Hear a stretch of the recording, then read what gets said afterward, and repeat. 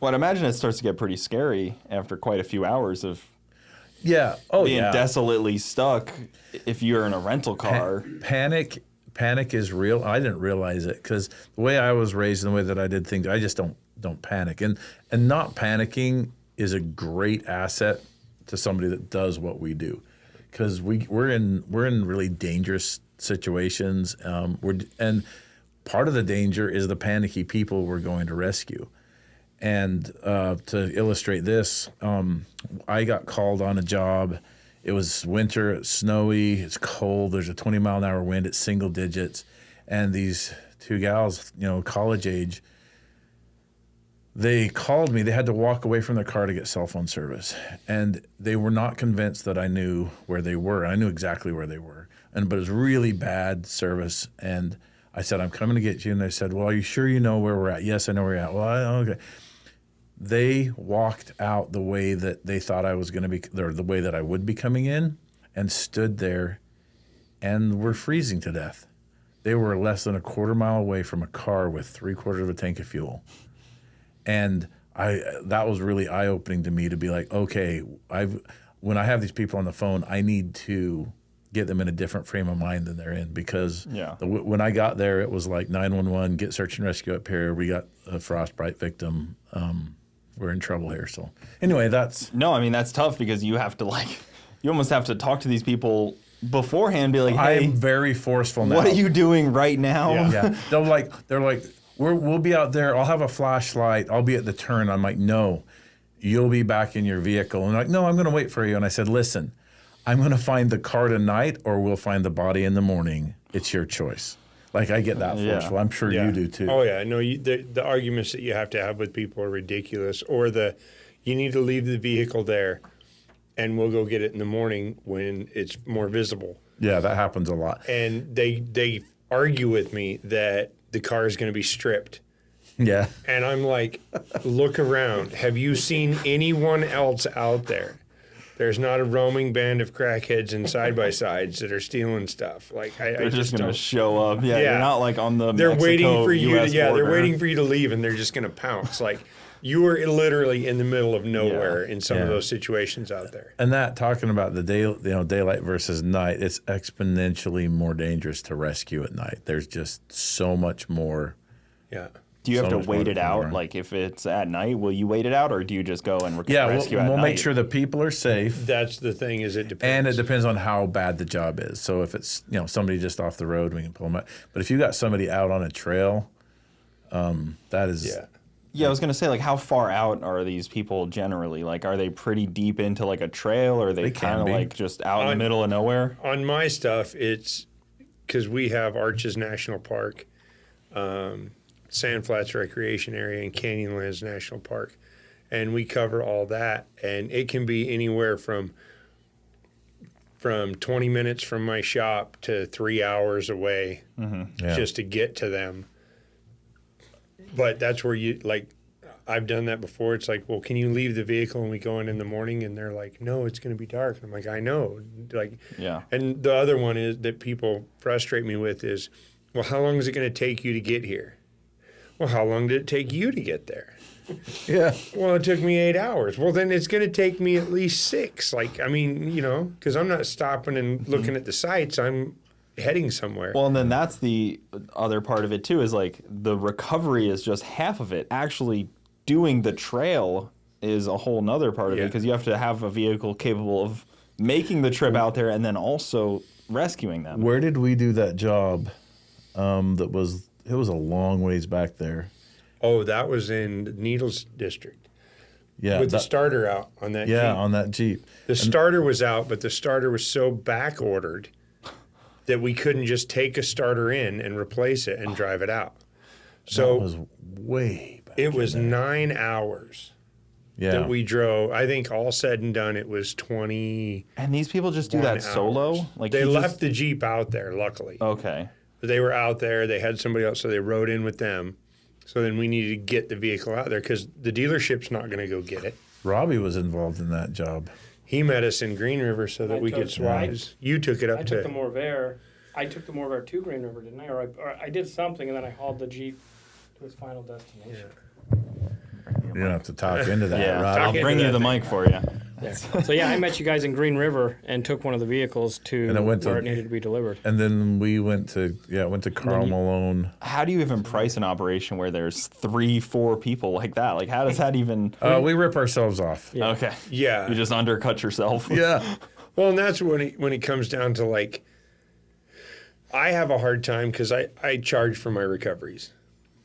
As you should. Yeah. Well, and a lot of people do the whole, well, you do YouTube and you're going to film this, so you shouldn't charge me.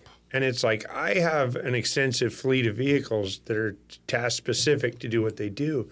And it takes a lot of money to build those and maintain them and all that. Like, yes, I'll make money on this video, but at the same time, I'm not out saving lives. I'm saving vehicles in a recreational sport. Like, they chose to go out there. Yeah. Like, I still undercut myself horribly bad. Yeah, I can't imagine pricing correctly for that. It's such a difficult. You can't really give somebody an estimate either. Like, Right. Well, you can't it'll be roughly this much. Somebody will call me and they'll be like, "How much is this job?" That's the first thing they're like, "Hey, I need an estimate on this job," and I'm like, "Oh, okay, somewhere between free and $10 million." Yeah.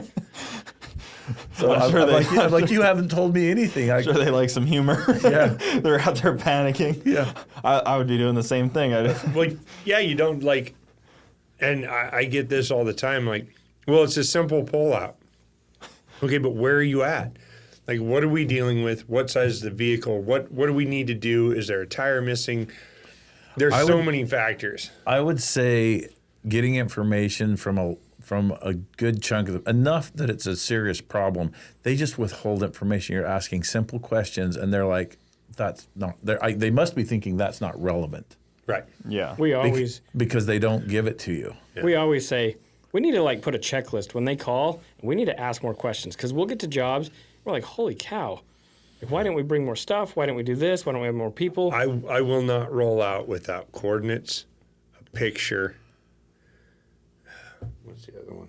I don't remember. The other things, yeah. I need coordinates. And You I need to feel a good picture. about it. You need to feel like, okay, even- I'm rolling with what I need to get Sometimes this job even with a done. picture.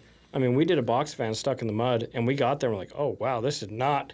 I mean, it was way worse than what the picture showed. They took a picture of like the front tire that wasn't They tried to make it completely look buried good. to the mud. No, seriously. Let's get it from the good side Yeah. over here, you know? So we went out there, we're like, oh, this will be 5 seconds. We get out there and we were there winching for 2.5 hours with my tow truck tied off, pulling as hard as it can, snatch blocked, And get it out a of the mud. box truck off-roading? Like, Well, this Yeah. was it just... in a driveway, but Yeah. I mean, we went there and we asked some questions, and still, when we showed up, it was way worse. See, and I've had issues starting mine up because I've never done towing.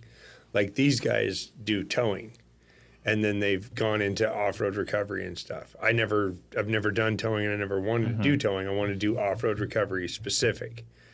And so, For the... What reason did you want to do off-road specific? well, I've always been into off-road, Okay. into off-roading. And so then I would always recover my buddies and whatever. And I just really enjoyed it and the problem solving associated with it. I really wanted to do it. But the crazy thing was trying to get into it and not threaten the tow companies in town because I thought I was taking work away from them. And it's like, I don't want to do what you guys do. Yeah. I want to do the jobs you don't want to do. They are totally different industries. They are totally different skill sets. They're a different way of thinking. They probably They're- direct to you guys. Yeah. Well, and then you get to Moab, and that's like its own little world because that's the most technical recoveries you can get on. I mean, he's in an area that if you even go a foot off the trail, you're in trouble. I mean, you have to be. I would say his is higher His is- stakes for falling off a cliff, like Oh yeah, higher fatalities. stakes of That's dying. a tough recovery. Yeah. Well, and like I said, it's just that whole, but like getting my name out there and be like, hey, I'm offering this service and try to not threaten the tow companies because I'm like, look, I'm not after your work. I want to do the work you don't want to do. I'm going to build a truck that is built to be beat on and go out and do this stuff so that you guys aren't tearing up your really nice on-road wreckers that aren't designed to be out here. And once I finally got that across to both of them, then Yeah. then it was like, look, I'm not after your work. I don't Yeah. want your work. I want the work you guys don't want. Does it happen where you get out to help somebody and then you're like you could just get in the car and like get it out? Like you could just He does that all like the time. they didn't Oh, yeah, need they to don't- actually be pulled out. They didn't don't need know how any external anything They don't know how besides to turn someone. the traction Yeah, I control was just off. gonna say. Yeah, somebody Yeah. that can wheel it a little better. Yeah, a lot of people, since it's a tourist destination, Sure, a they lot of hate people that. have never been in these type of environments. So,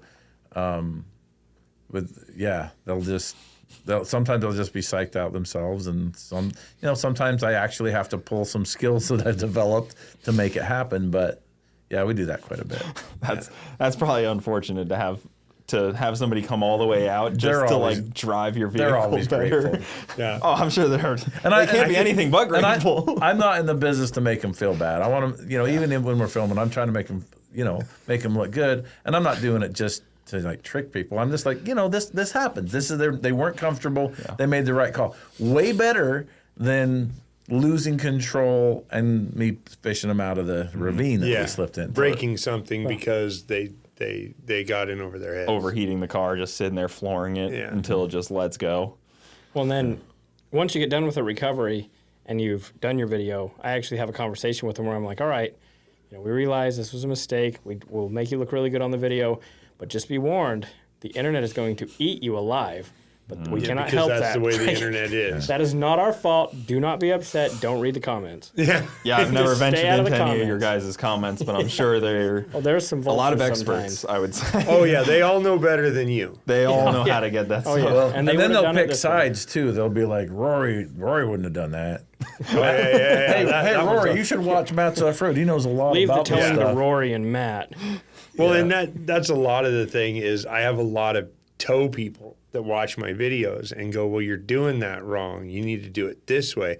This is what we did in our off-road recoveries. And I'm like, I've never seen you here in Moab doing this. Yeah. So you're kind of speaking out of turn. Like, When you're going up a hill like this with a Jeep strapped to the back and you both got to get out. yeah, it's a whole different animal. Guys, thank you for tuning in to the Bogetti Clips YouTube channel. For the full podcast, check us out on Bogetti Studios YouTube and all your audio platforms. Also, hit that subscribe button to not miss out on any of the new Bogetti clips coming up.